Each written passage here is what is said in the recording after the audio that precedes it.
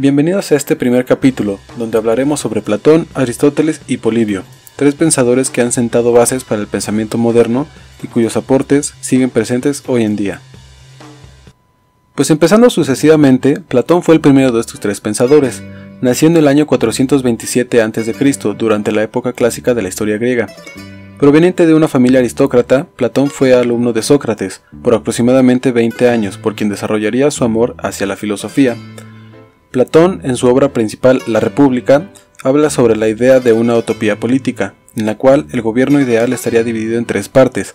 A la cabeza, los filósofos, quienes dirigen el Estado y son la parte racional del alma. Le siguen los guerreros, quienes protegen al Estado y son parte anhelosa del alma. Y por último, los artesanos, quienes suministran los bienes a los ciudadanos y conforman la parte sensual del alma. Propone también que hay cuatro formas corruptas de gobierno: la timocracia, un gobierno donde los que mandan son los más fuertes y valerosos; la democracia, el gobierno del pueblo o multitud, que Platón considera no está preparada para gobernarse; la oligarquía, gobierno de ricos donde el dinero es la esencia del poder y la virtud es poco valorada; y por último, la tiranía, la peor de todas, un gobierno donde domina una sola persona que es movida por sus intereses personales sin importarle las afecciones que éstas causan a sus ciudadanos. Platón apoyaba la esclavitud y argumentaba que no todos los hombres están igualmente dotados por la propia naturaleza y no deben llevar a cabo las mismas funciones. Su corriente filosófica era idealista y decía que el mundo visible que percibimos por nuestros sentidos no constituye la realidad auténtica. Esto lo ejemplifica con su famoso mito de la caverna, el cual tiene que ver también con el mundo de las ideas propuesto de igual manera por él. Este mundo era donde el alma humana permanece antes de nacer el hombre y comenzar su vida. Por último, Platón pasó sus últimos días dando clases y compartiendo su conocimiento en la academia, hasta que falleció con 81 años.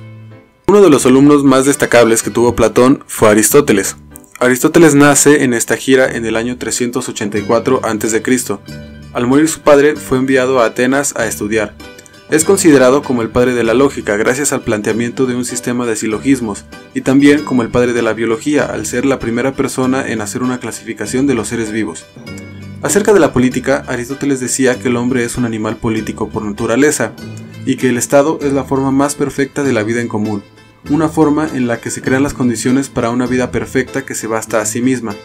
Sin embargo, Aristóteles era esclavista y consideraba esta actividad como indispensable para el ocio de los hombres libres, y estos tuvieran más tiempo libre para reflexionar, pensar y desarrollar nuevas ideas. En las actividades políticas, los esclavos ni los artesanos estaban contemplados. Para Aristóteles, el Estado es una unión de hombres libres, y un gobierno perfecto es donde predominan los hombres medios y donde, entre la población libre, no existe un agudo contraste entre ricos y pobres, donde la solidaridad de los libres frente a los esclavos puede ser asegurada. Otro aporte que Aristóteles hizo fue la definición de justicia, la cual dice es dar a cada quien lo que corresponde. Aristóteles, al igual que Platón, también se dedicó a enseñar, y fundó la Academia en el año 335 a.C. Tras la muerte de Alejandro Magno, a quien también dio clases, Aristóteles abandona Atenas y, temiendo por su vida, se residencia en la isla de Eubea, Calcis. Luego de un año, muere en el 322 a.C. a los 62 años, por problemas estomacales. Para finalizar, hablaremos de Polibio.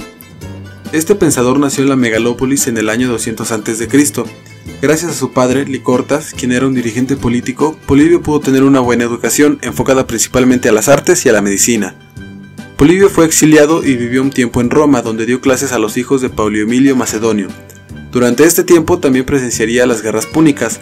Polibio se decantó por la historia y su mayor obra es La Historia General, que consta de 40 volúmenes, de los cuales se conservan solo 24 y solo 5 están completos. En esta obra retoma pensamientos de Platón y Aristóteles como el ser humano político por naturaleza, entre otros.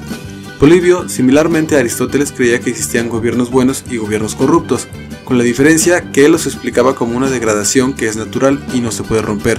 También la decía como cíclica. Esta teoría se llama anaciclosis. Este ciclo empezaba por la monarquía, que con el tiempo se corromperá convirtiéndose en tiranía. Después sería aristocracia, luego con su forma corrupta la oligarquía. Finalmente se convertiría en una democracia que se corromperá para convertirse en oclocracia. Polibio murió en el 120 a.C. tras caer de su caballo a la edad de 82 años. A Polibio se le atribuye sentar las bases de lo que hoy es la base del gobierno federal, pues él planteó una división de poderes parecida a lo que hoy es el poder ejecutivo, legislativo y judicial. Sin duda alguna, todos esos pensadores han trascendido a lo largo de la historia por sus principales aportes a la humanidad que han sentado las bases para que el mundo se convierta en lo que hoy es.